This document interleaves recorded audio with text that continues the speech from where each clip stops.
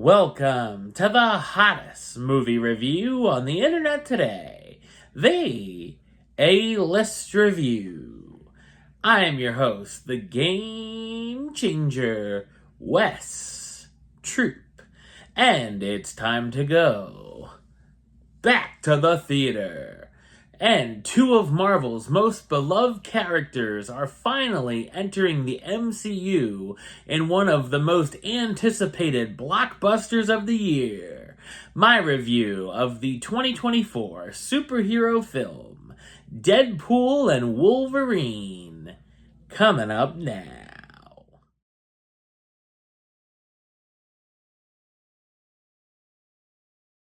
Deadpool's peaceful existence comes crashing down when the Time Variance Authority recruits him to help safeguard the multiverse. He soon unites with his would-be pal, Wolverine, to complete the mission and save his world from an existential threat. So what did I think of Deadpool and Wolverine? I thought it's a fantastic superhero film. It's directed by Shawn Levy, also known for directing films such as Big Fat Liar, the Night at the Museum series, Real Steel, Free Guy, and The Atom Project. The word fan service has been getting thrown around a lot lately with blockbusters, and when the filmmakers want to please the audience, it could crash and burn like The Rise of Skywalker, or it could be epic such as Spider-Man No Way Home. Thankfully here, it's a love letter done right, serving up things audiences actually want to see and have it make sense to the story at the same time. There are certain things thrown in that I thought I'd never see on film and was thrilled to get it. A big one is finally seeing Hugh Jackman in the comic book accurate Wolverine suit, which is amazing.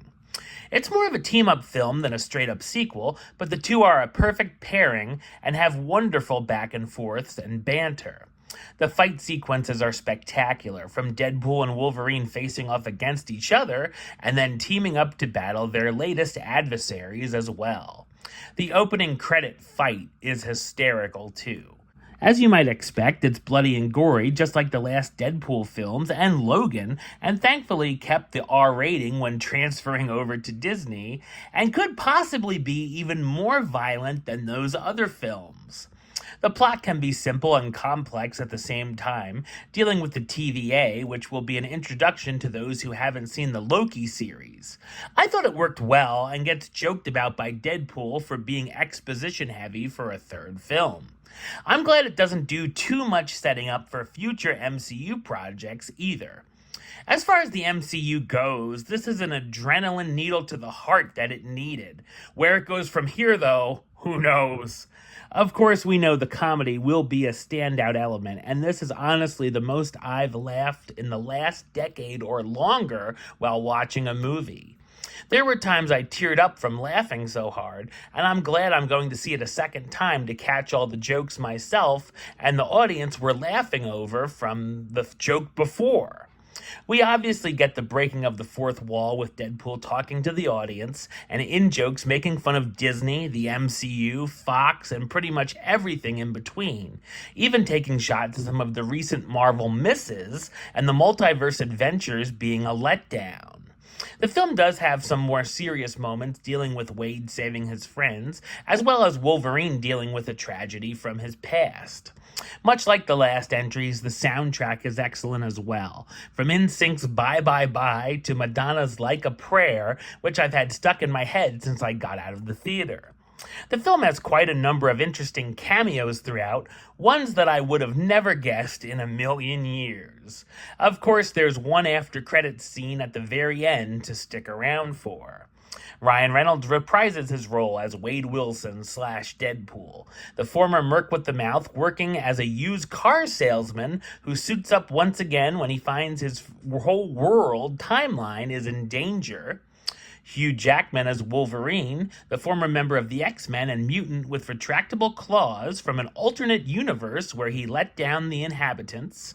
Emma Corrin as Cassandra Nova, a mutant in the void with telekinetic and telepathic powers and twin sister of Charles Xavier. Marina Baccarin as Vanessa Carlyle, Wade's former fiancée he wants to win back. And Matthew McFadden as Mr. Paradox, an agent of the TVA trying to use a time ripper to speed up the death of Wade's timeline. While Deadpool and Wolverine isn't exactly perfect, it's one of the best times I've had in theaters in many years, and it's a big-time crowd pleaser. Number-wise, I'm going to give it a 10 out of 10, which gives it the A-list rating of A-list approved. That's right, it gets the A-list seal of approval. Alright, well that's the show. I'll be back with another review very soon. But until then, don't forget to like, comment, and subscribe right here on YouTube. YouTube.com/WestsideOf515. Like the show on Facebook, Facebook.com/WestDroopAlist. And of course, you can follow me on the Instagram and Letterboxd @WesAlist. Until next time, Troop out.